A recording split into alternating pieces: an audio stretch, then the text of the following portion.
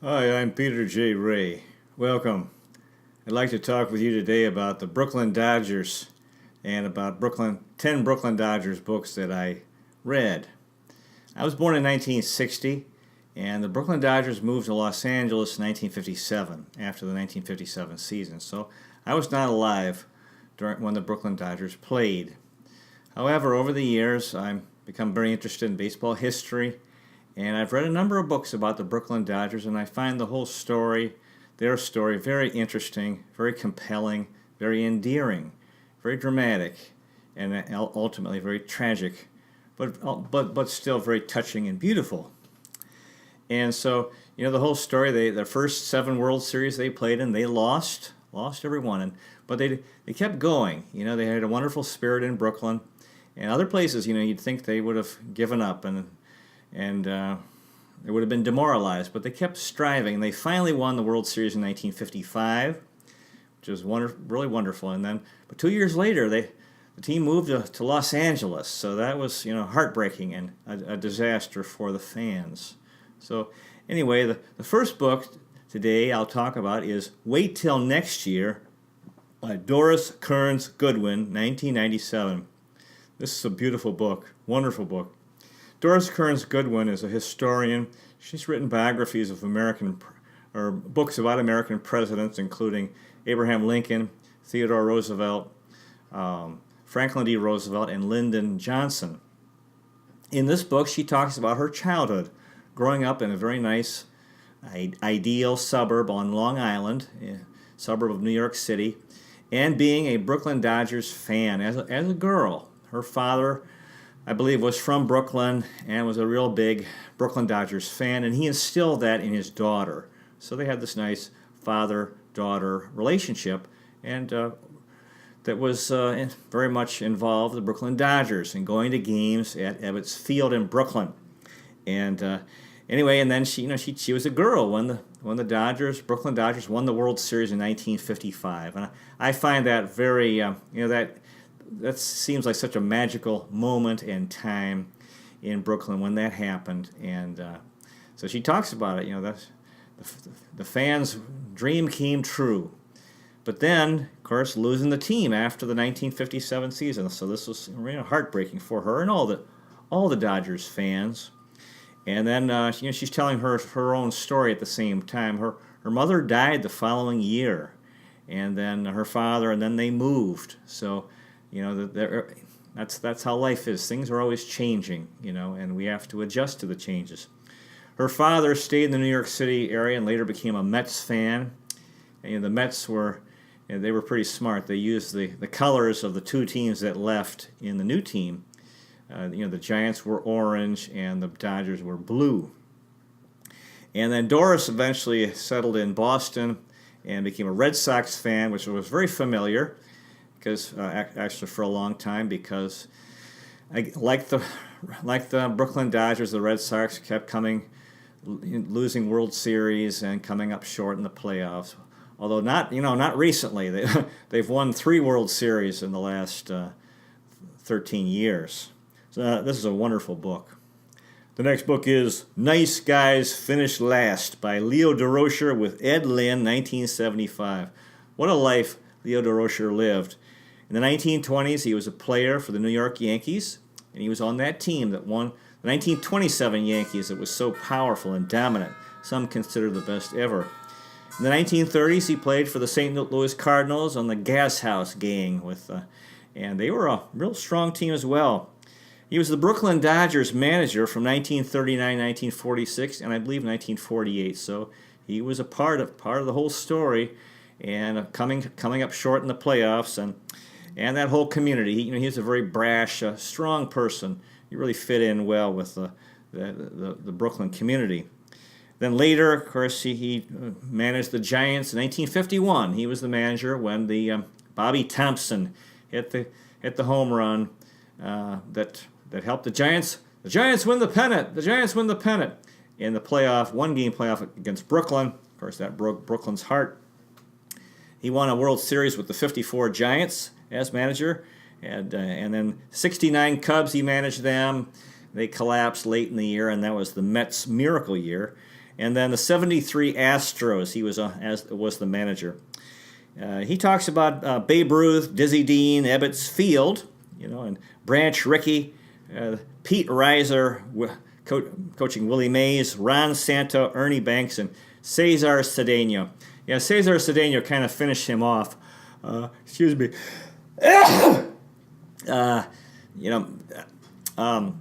Leo DeRocher was old school, and Cedeno was the new breed, the new generation. In the old days, the players, were more submissive. They would take it. They get yelled at by their manager, but the Cedeno would fight. He'd fight back, and he'd yell at the manager back, and that's when DeRocher knew it was time to get out of baseball because he was too old and he wasn't used to the players the way they were acting. The next book is Jackie Robinson, A Biography by Arnold Rampersad, 1997. This is an outstanding biography of Jackie Robinson. 464 pages. It's pretty long. Robinson was born in Georgia in 1919 in the South, but his mother moved Jackie and the siblings to California, and he really grew up in Pasadena, California, without his father, so that was really hard. But he didn't grow up with the racism of the South. He became a high school and college star in baseball, football, basketball, and track and field. He was a big football star at UCLA. During the Second World War, he enlisted in the Army and got in trouble because he would not accept racist treatment. Then he played 1 year for the Kansas City Monarchs in the Negro Leagues before Branch Rickey signed him to the Brooklyn Dodgers. Actually, I think he played in minor league team briefly, and then for the Dodgers. The first African American player in Major League Baseball since the 1880s, when Fleet Walker played, and a few other guys. Robinson was the 1947 Rookie of the Year. He was MVP in 1949, and of course he won a World Series in 1955 with the Dodgers. He was actually traded to the Giants, and then they were moving to San Francisco, and he didn't want to move, and he was older, so he retired. After baseball, he became a civil rights leader. He had a nice home, quite a long distance from New York City, so he had a long drive into work every day. He worked for Chock Full of Nuts, a coffee company. And then his son, Jackie Jr., was drafted and went to Vietnam and became very troubled. He developed a drug problem, and it was real tough. And this was in the late '60s, and then he actually had put his life together. He had quit. He got off drugs, and he was happy and productive and getting things done.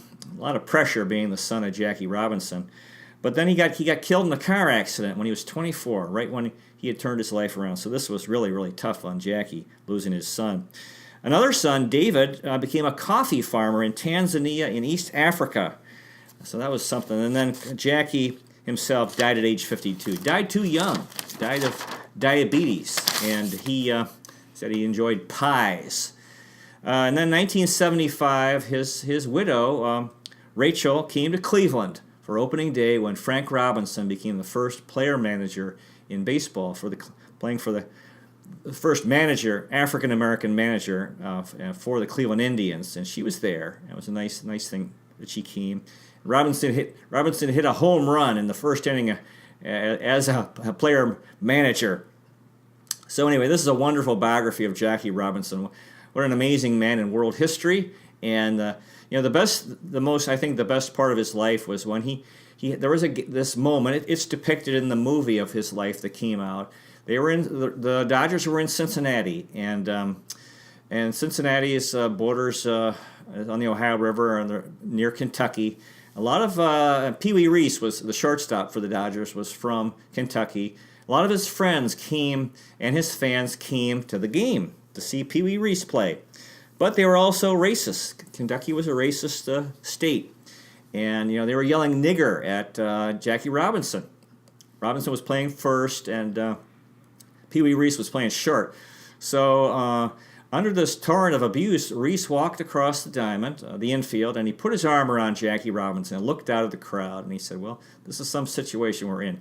And the crowd became quiet. It was a great moment in world history. A great, he had taken a stand. Pee Wee Reese took a stand against racism. And, the fans who loved him, because he was a local guy, they saw him befriend this African American, and it was a tremendous moment of history and an act of courage. Beautiful moment. Okay, the next book is The Duke of Flatbush by Duke Snider with Bill Gilbert, 1988. Oh, I love this book.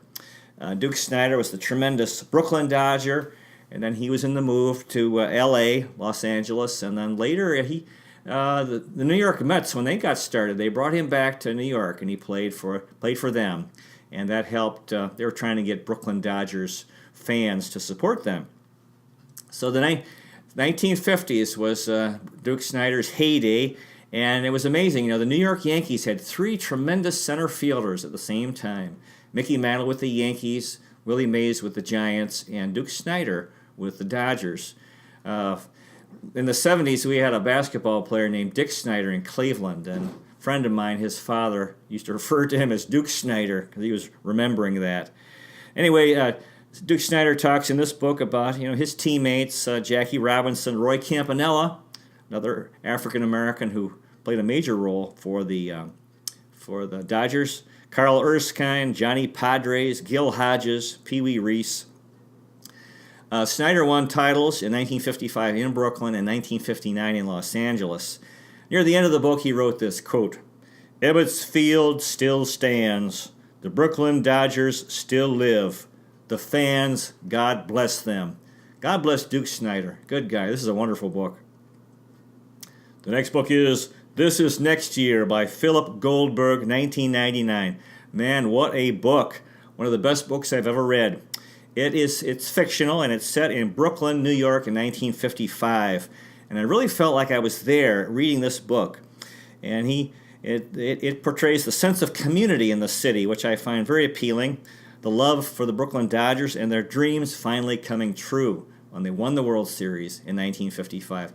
And I believe Game 7 was at Ebbets Field, and the fans formed a conga line around Ebbets Field. A conga line is when you put your hands on the guy in front of you. You're in a line, and everyone's facing forward, and then you're moving and kicking your legs and dancing, and you're all happy. And they did this conga line that went around Ebbets Field. When the Cleveland Cavs won the World Championship in 2016, I thought, well, wouldn't that be nice if we could do that? But I think there were too many people to do that. Anyway, this is a wonderful book. You really feel like you're there when the Dodgers finally beat the Yankees in the World Series. Now, it's the family in the story, these characters. The father is a disgruntled taxi driver who's living his baseball dreams through his sons. The oldest son rebels and quits baseball to pursue a career in broadcasting. The father is devastated and furious, and there's big trouble, major conflict. And the mother intervenes, and she urges her husband to live his own life, to find, not to live through his sons. You can't do that as a parent. Maybe for a while when they're children, but you can't do it forever. And so I love this book because it's, if I had a time machine, I'd love to go back to Ebbets Field and be in Brooklyn when the Dodgers won the 1955 World Series. And this is the closest thing you can get to that. The next book is Why I Love Baseball by Larry King, 2004. Larry King, of course, is famous. He interviews people on TV, and he grew up. He's Jewish and grew up in Brooklyn. He was born in 1933. His father was a Jewish Russian immigrant, and so anyway, Larry King was a big Brooklyn Dodgers fan. His father died when he was 10, when he was 43, so that was tough. And then, of course, he enjoyed them winning the World Series when he was 22, but then they lost the team in 57. So he was there during this. Actually, a lot of famous people come from Brooklyn in the 50s. And so even though they lost the Dodgers, he had this great love of baseball, that the spring and summer game, and very fond memories of Ebbets Field, where the his beloved Brooklyn Dodgers went out there and played, and the fans rooted for them. The next book is The Last Good Season by Michael Shapiro, 2003. Oh, this is a wonderful book. It's about the 1956 Brooklyn Dodgers. As the title suggests, their last great season, because in 57 they didn't do very well. I think they knew they were leaving. In 56 they were the defending champions, and there was still talk. There was some talk about them moving. Walter O'Malley was battling Robert Moses. O'Malley was the owner of the Dodgers. Robert Moses was a politician who had a lot of power. And, they weren't able to work things out so the Dodgers could stay in Brooklyn. So this book talks about the players: Pee Wee Reese, Jackie Robinson, Roy Campanella, Clem Labine, Don Newcomb, who I believe pitched Game 7 and lost games. It did very poorly, and that was tough after the game. Even before the game, I think he left because he was so disappointed in himself. And I'm sure that that really bothered him. Roy Erskine, Sal Magley, the neighborhood ballpark, Ebbets Field, over on Flatbush Avenue. So, a better time. This is a very nostalgic book. I really enjoyed it. The next book is Once a Bum, Always a Dodger by Don Drysdale, 1990. Well, Don Drysdale played for the Brooklyn Dodgers and then the Los Angeles Dodgers, so he was involved with the move. And as the title suggests, they used to call the Brooklyn Dodgers dem bums. Joe Torre referred to that in when they had the 2000 Subway Series, Yankees Mets, because way back when there were a lot of these New York City series, and it was primarily Yankees Dodgers, and the Dodgers would lose almost all the time, and so the fans, in their disappointment, which fans often do, call players bums, and but they were devoted to them. And so Drysdale, he was a part of that Brooklyn Dodgers experience. And it actually is more well-known as a star for the Los Angeles Dodgers. The next book is Sandy Koufax, A Lefty's Legacy by Jane Levy, 2002. Wonderful book. Koufax was a Brooklyn native. He was Jewish. And this... this would appeal to the large. He would have appealed to the large Jewish population in Brooklyn, and the fact that he was a Brooklyn native.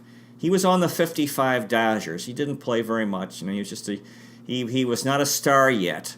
So, but he was there, and it was tough because they moved to Los Angeles, and then the Brooklyn kid never really got to shine for his hometown. But in Los Angeles, he did very, very well. In 1966. He was 30 years old, and he won 27 games. That's a lot. But he retired after that year because he had a very sore arm. So that was the end of Koufax's career. In the movie Big Daddy, Adam Sandler takes the fictional name of his character as Sonny Koufax, paying tribute to Sandy Koufax. And then Koufax, became very popular in the Jewish community for refusing to pitch in a World Series game on Yom Kippur, which is a Jewish holy day. So he talks about his manager, Walt Alston, teammates John Drysdale, John Roseboro, and Maury Wills, who was the base stealer for the L.A. Dodgers. The last book is The Boys of Summer by Roger Kahn, 1971. Some people have called this the greatest baseball book of all time.